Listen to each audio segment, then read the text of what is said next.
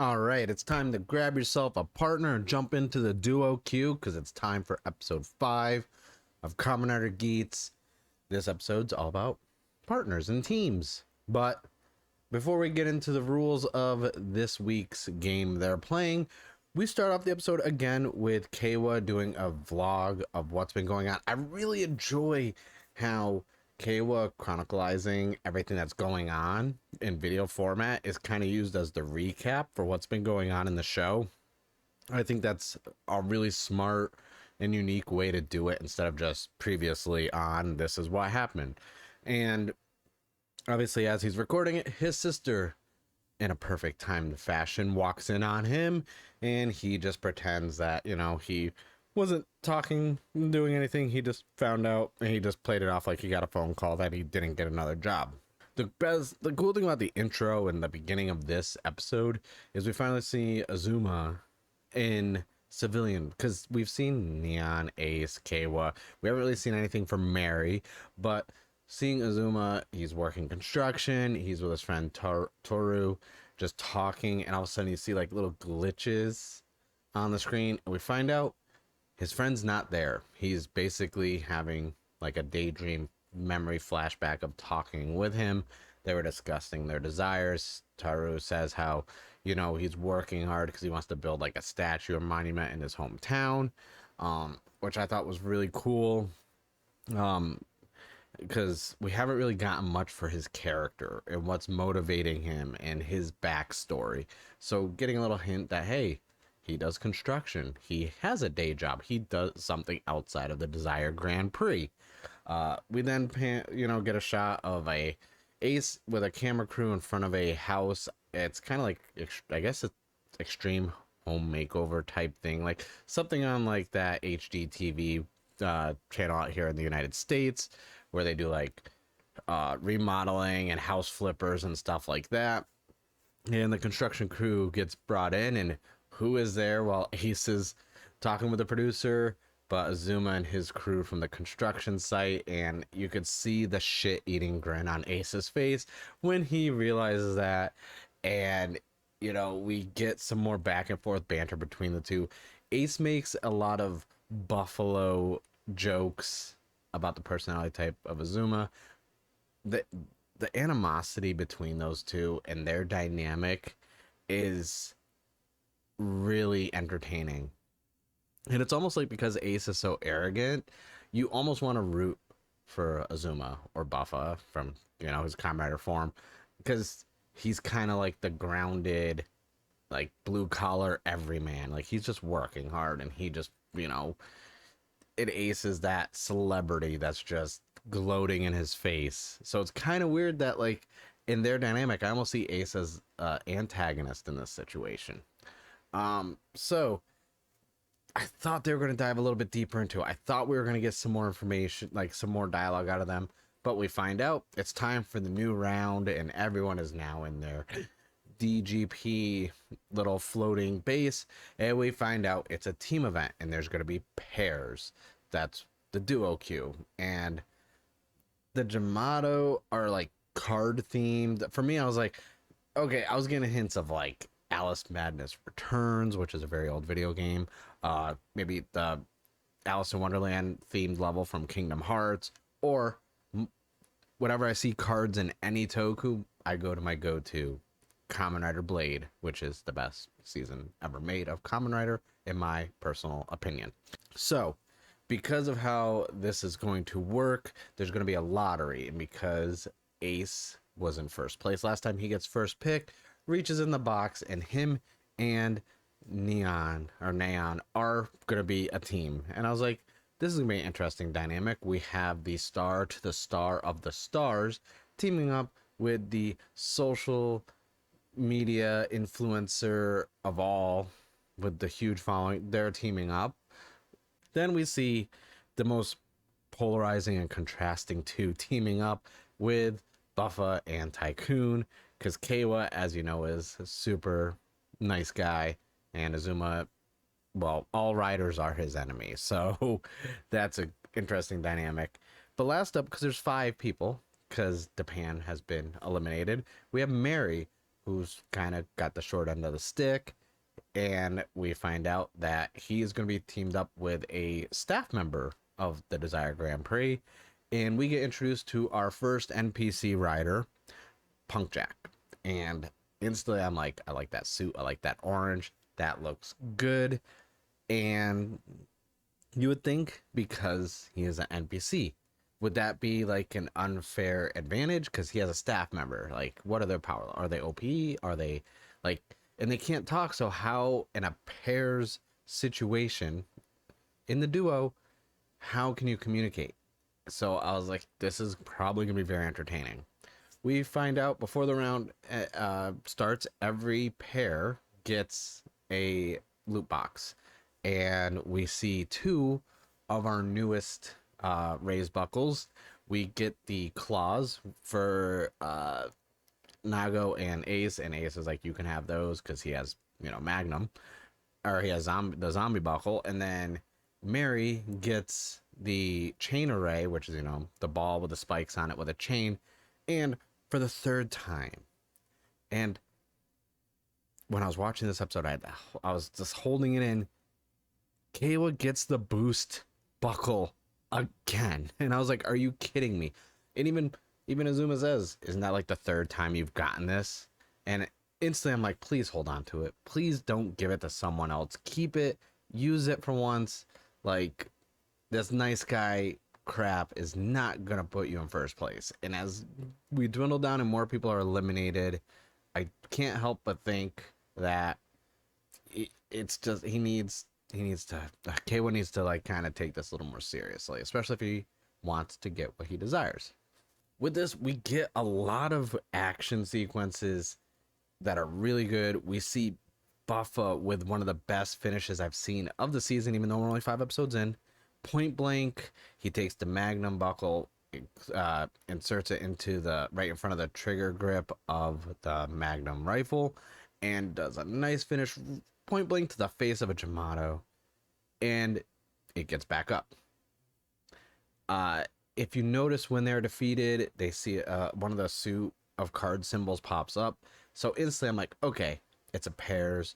You have to take out 2 of the matching suits at the same exact time to get your points. Ace notices the same thing when him and Nago are destroying some of them, and that Ace, you can see on his face, like, you know, the way his body language, he's picked up on this. In the meantime, Mary and Punk Jack, I forgot to mention this. So when Mary gets the chain array, you could see Punk Jack not saying anything, but the way he looks, he wants that. And Mary's like, oh no, he keeps this, and he gives him the shield race buckle. And I was like, what a dick move. But so even though we haven't gotten a lot of backstory to Mary and civilian and everything is going on, he does seem kind of like the douchey character. Like, he hasn't been in the spotlight for his personality, but anytime he is shown, I kind of get this, like, not that he wants to cheat to win, but that he wants to take shortcuts. He kind of wants, he just has that I want things handed to me type of personality, but we haven't really dove deep into that. So yeah, him giving the shield to Punk Jack, and it's still like, I don't know how they're gonna interact because Punk Jack doesn't talk, or at least he's not talking to Mary anyways. So after all these nice action shots, we get a nice drone aerial shot of Nago and Geats attacking away. I do love the way the claws look on Nago. I like that raised buckle power up a lot, but we had a nice drone shot overhead, this and that. But now the round is over. 0 points for everybody. And everyone's back in the lounge, just kind of like, you know, what the hell?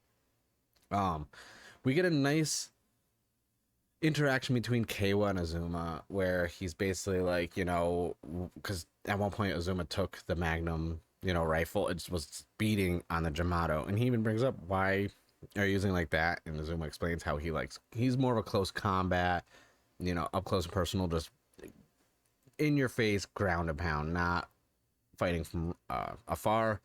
This leads Keiwa to taking the Magnum buckle from him, and he's like, because he says, oh, you like zombie, the zombie buckle, And he heads over to Ace and Neon, who are having a conversation because Ace finally figured out how to win, how to get their points.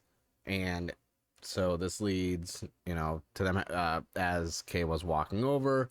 He's like, hey, want to trade Magnum for Zombie?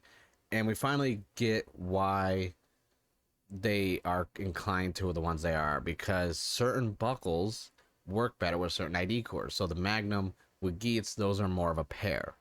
Buffa with Zombie, that's like certain raised buckles are more powerful with certain ID cores. So you think, okay, trade, this and that, but Neon interjects and she wants the boost also. And it happened because Kawa walks back over with Zombie buckled to give to Buffa, and we see Neon all happy with both buckles. And I'm just like, God, Kawa, it kills me because Kawa's such a likable character. I enjoy his character, but the fact that he keeps giving away the boost buckle for a third time, like the second time he did it with Neon, I was like, okay, I'm okay with this. It makes sense. He's trying to save her. This time he wants to do it to be good guy, make Buffa happy. And I'm like, man, this is just so annoying. We see Azuma just, takes the zombie buckle, storms off. He's in the hallway holding it, and we get another flashback to Toru getting yeeted by some Jamato in a previous GDP game or DGP game. And I'm just like, we have to put a pin in this. Do flashbacks count as a yeet? Because we know I want to use my Geats yeet counter. So I'm doing another amendment to the rules. Eliminations are 0.5. Current game yeets are 1 point. Flashback yeets, also 0.5 points. So the Geats yeets counter is now at 3. I'm grasping at straws still because we only have 5 contestants, and I'm just like, man, I just want to use the counter. I was like, so we see that's from the flashback. I'm just like, you know what?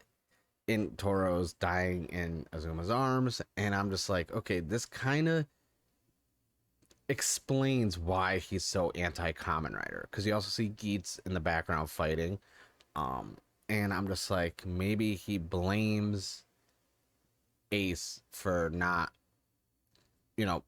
doing better and saving him, or we don't know. Obviously they're going to dive deep into this. This is something I'm really, really curious about because I want to know more about it. Ace and Neon, they're now training. They go into, because in the lounge you can go into rooms that'll train in the kind of like the room of requirements from Harry Potter, and they have a dance studio in there. And he's like, you like to dance? They play the music. They're using it to get in sync with each other, which is great training. And now we get back into the new round. Sadly, Mary isn't doing too good, but we did get to see the chain array. I love that weapon so much. It looks so cool, but they still haven't figured out how to get points yet.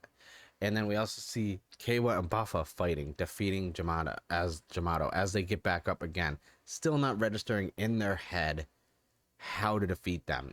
And because, it's all about being in sync. It's a team. But Ace and Neon, they get ready. They're henching. They're powered up. Ace takes out the phone, puts on the music.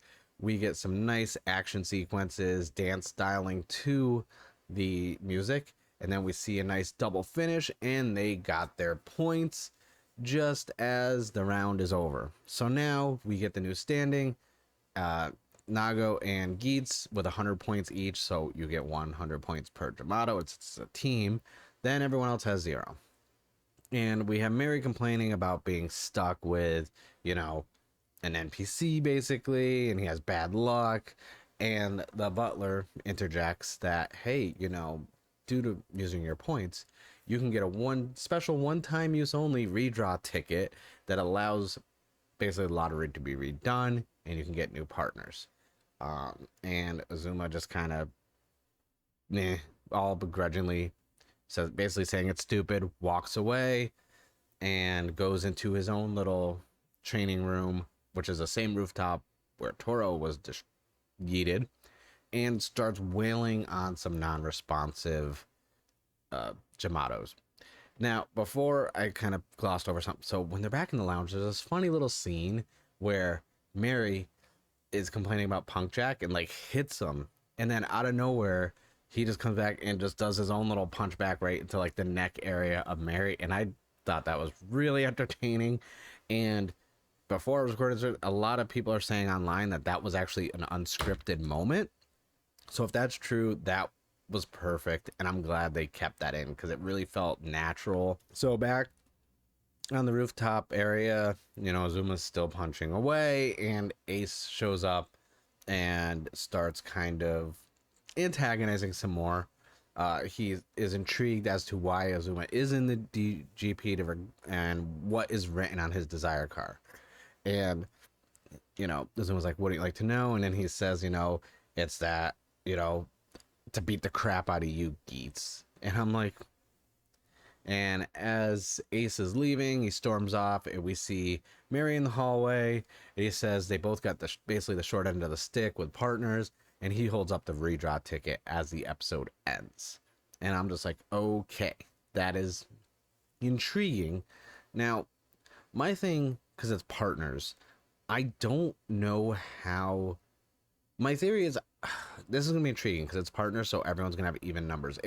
And they even said that your individual points carry over your team's change. So since Ace and Neon have 100 points each, I was thinking about it. It's like, they said the last pair is eliminated. So hypothetically, you know, I feel like it would have to be some situation where the NPC would go too.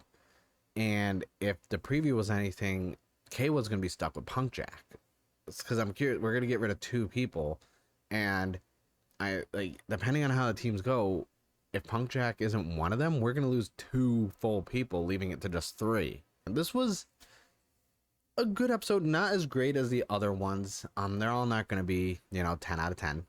But this did give us more Azuma backstory, and which is really nice because from a character standpoint, Neon and Kawa have gotten so much screen time outside of the DGP that it's nice to kind of get some more backstory and character building for the other characters. Hopefully we'll get something from Mary soon. As of right now, I feel like Mary's probably going to be the next one eliminated, just from the standpoint of we aren't really getting much from him from a outside of the DGP standpoint. But yeah, this was actually a really intriguing episode. I enjoyed it. I'm curious to see what the next episode will bring. This episode, compared to other ones, wasn't as action heavy, which is okay. We don't need, you know, that much action every episode. We do need to do some more world building. I was hoping we would get something hinted at for more of who's running the Desire Grand Prix and everything else, but you can't present everything to us at one time. You gotta, you know, it's a whole season. We're 5 episodes in, so I understand. But that is it for episode 5 of Kamen Rider Geats. Let me know in the comments below what you thought. I saw some of the new toy scan releases, and we got some new raised buckles and regular buckles coming out. I'm really intrigued about that ninja one. But I thank you guys for watching. Don't forget to subscribe to the channel. Let me know in the comments below what you thought. I got some more stuff coming up, so make sure you check out all my other Kamen Rider videos and toy videos. And yeah, I thank you guys for watching, and I'll see you guys in the next one.